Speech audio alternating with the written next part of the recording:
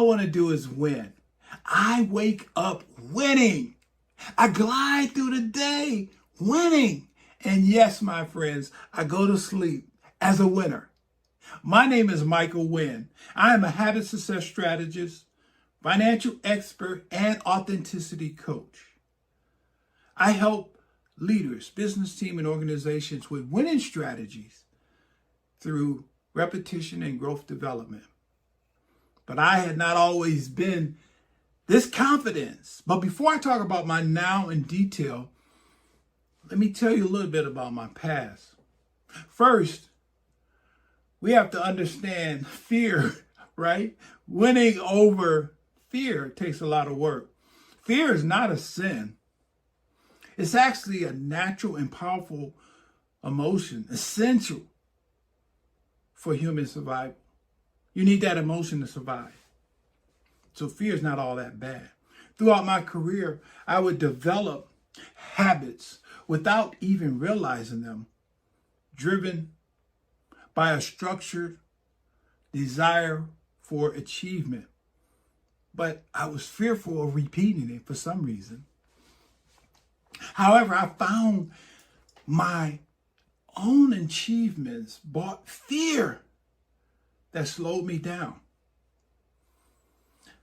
It was like I felt I had a dark side, and I didn't want to acknowledge that with anyone. I believe I was confident until I faced obstacles. And those obstacles was my excuses that created stress, depression, held my head down. And 20 years ago, I was diagnosed with a bipolar depression disorder. And you see, back then, as a man, I felt that depression was a stigma for weakness. So I felt obligated to hide my disorder. I was a mess. I didn't do what my doctor said.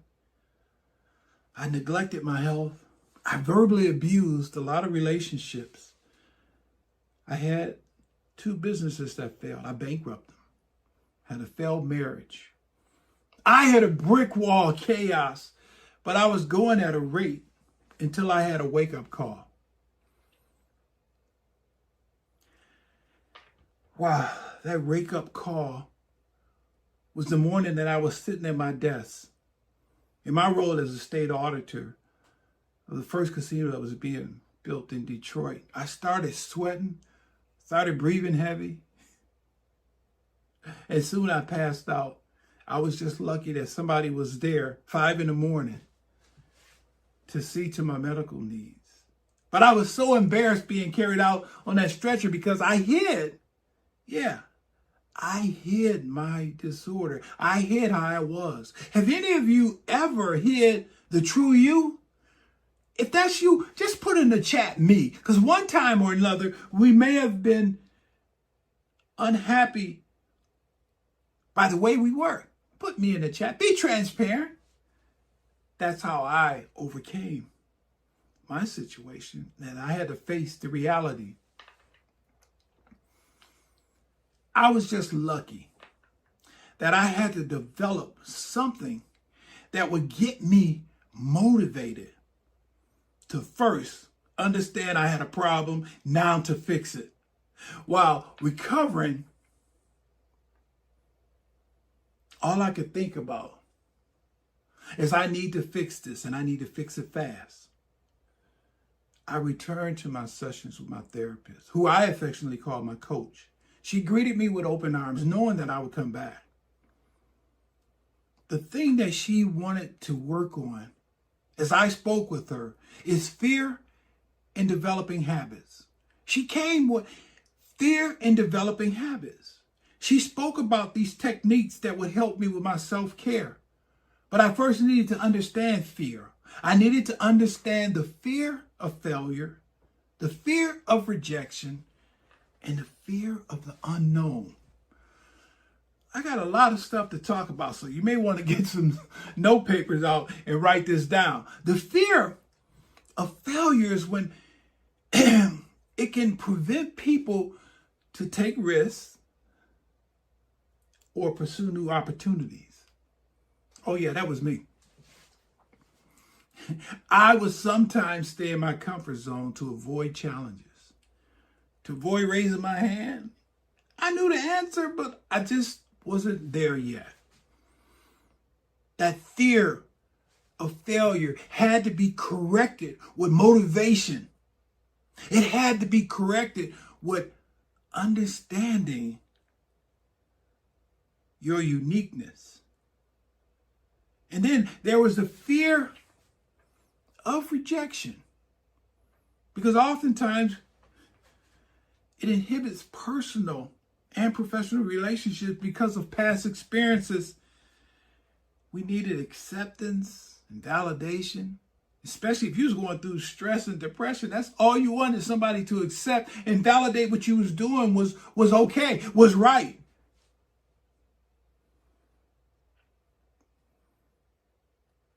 But we had to find a way to avoid or feeling rejected. And of course, the fear of unknown. It causes us to avoid change and cling to the familiar.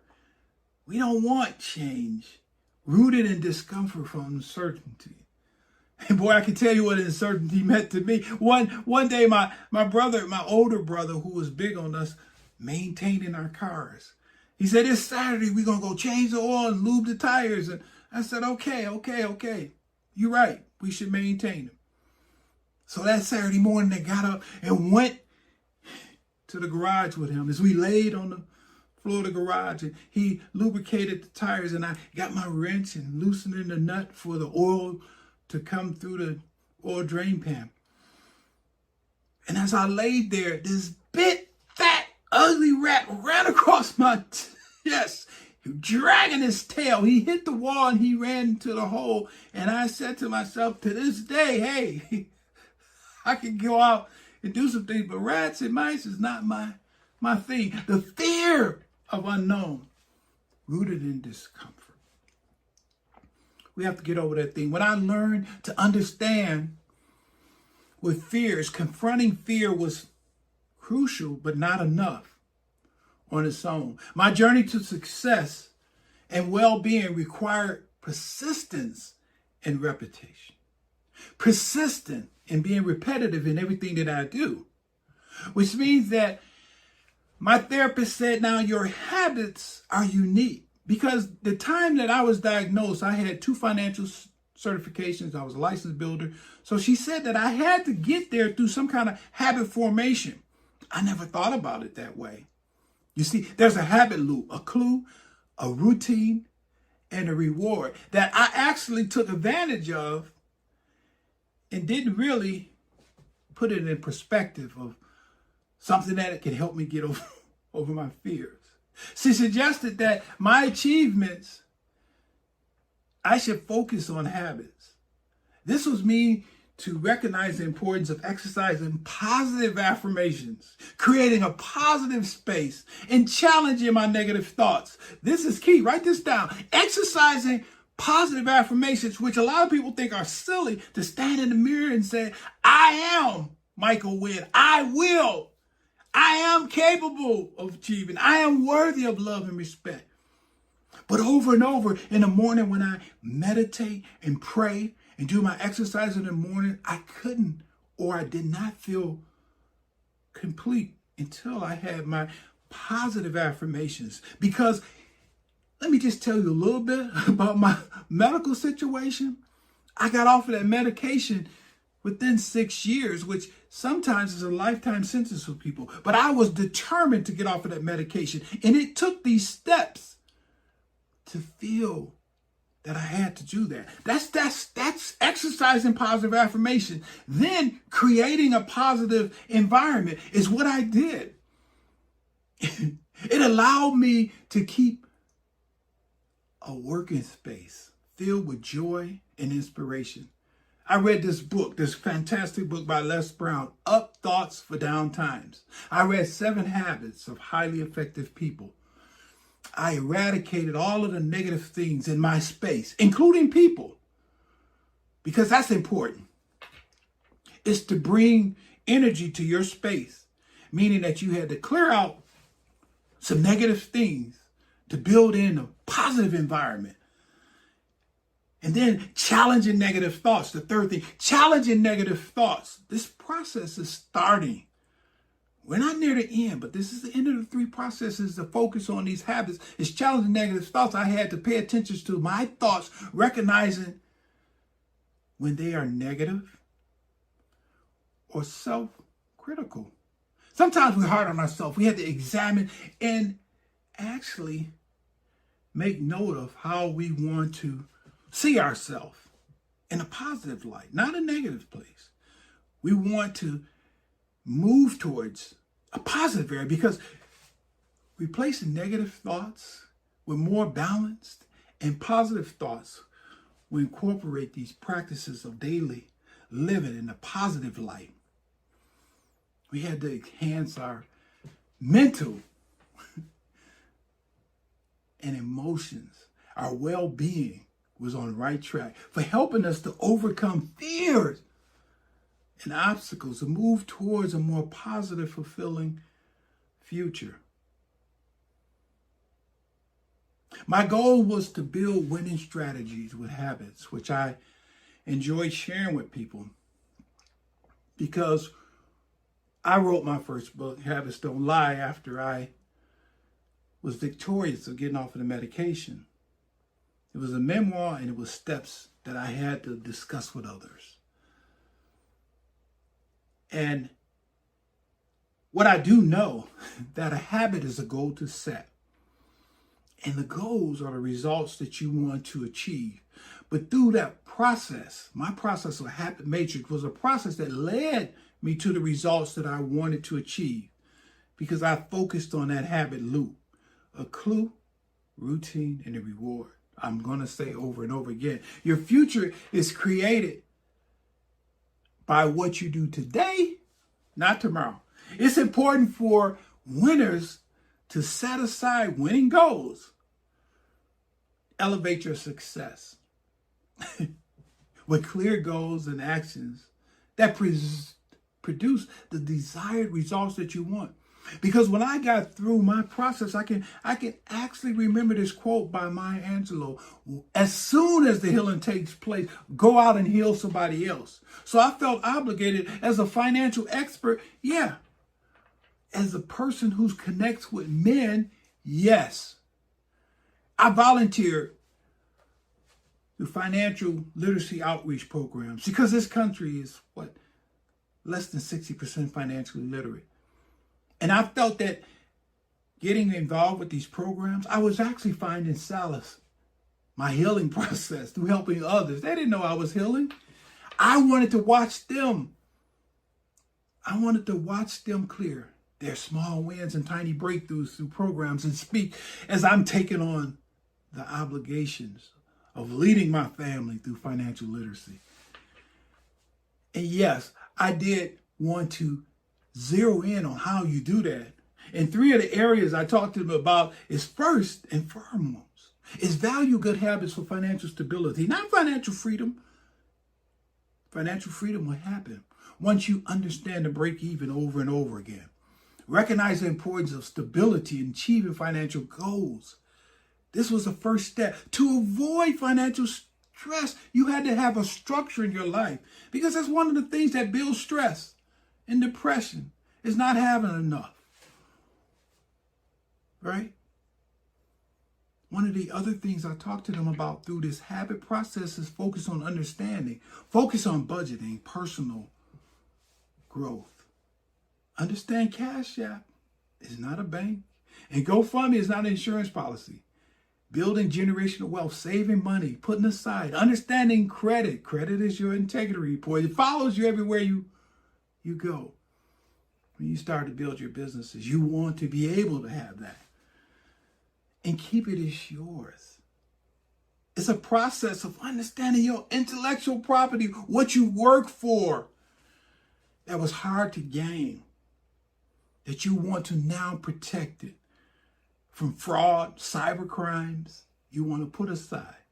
I wrote my second book, A habit affects your life, your money, just to design plans for people to stay in tune with their financial literacy and their financial situation so that they don't become stressed out and deal with depression, because stress leads to the rest, whatever the mental illness is.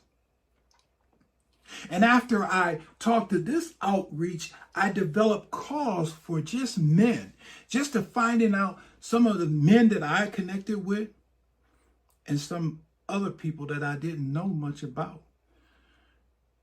Is how do you see wealth and health? You know, wealth and health, the wealth ain't much if you don't have good health. But just understanding, because men, we don't really take care of ourselves the way we should. But when I got on those phone calls, I can hear in their voice something that they wish they did more of. And then I had some ask me, how are you so transparent? And that was easy to tell them. It's because I was victorious in learning how to eradicate the stress and depression that build from fears and what it takes.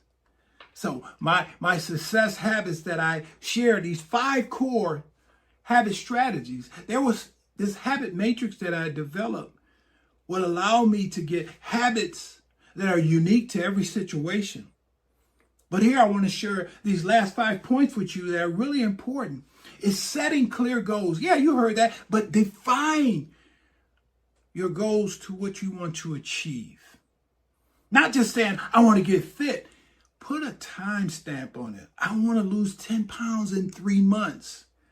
I want to look good. I want to be a size 10, 4, 7, whatever you choose to be. I want to feel good about myself. That's health alone. Because sometimes it doesn't matter how you look. It's how you feel. And that's the energy that we need. Number 2, practice self-discipline. Stay committed with your goals, even when it's challenging, because it will get challenging. This means avoiding those distractions, social media, those unnecessary phone calls or meetings. Yeah, people got problems. You just can't fix them. You have to identify the time slots that you have, the time that you have available to help them. Number 3, be persistent and repetitious. Persistent and repetitive. Consistency is the key to habit formation and success. The loop. Clue, routine, and reward over and over again. Number 4, prioritize. Prioritize your health and well-being. Take care of your physical and mental health to maintain high performance. This is for men and women.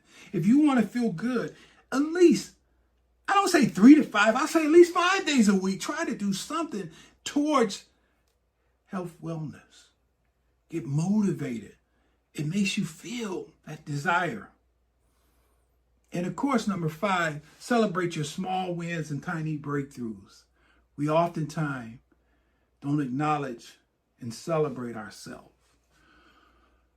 I was fearful because I didn't celebrate, because I didn't think I was good enough. But celebrate. Celebrate. Your habits will determine your level of success, and you must stay motivated and prepared. Preparation alleviates fear. Preparation alleviates fear. And as the words of Les Brown, he would say, it's better to be prepared for an opportunity and not have one than to have an opportunity and not be prepared. I believe your habits will determine your level of success. I want to share with you how to avoid financial stress. I have a copy or a chapter or some information that can help you. If you go to CoachWynn.com, that's CoachWynn, WIN.com /shop. But you can reach me at Michael Wynn, now that's WYNN.com, or Coach Wynn, WIN.com, or on Instagram, Mike Wynn Habits, WYNN. It's been a pleasure to speak with you during this summit, and I hope that you found some of this information useful.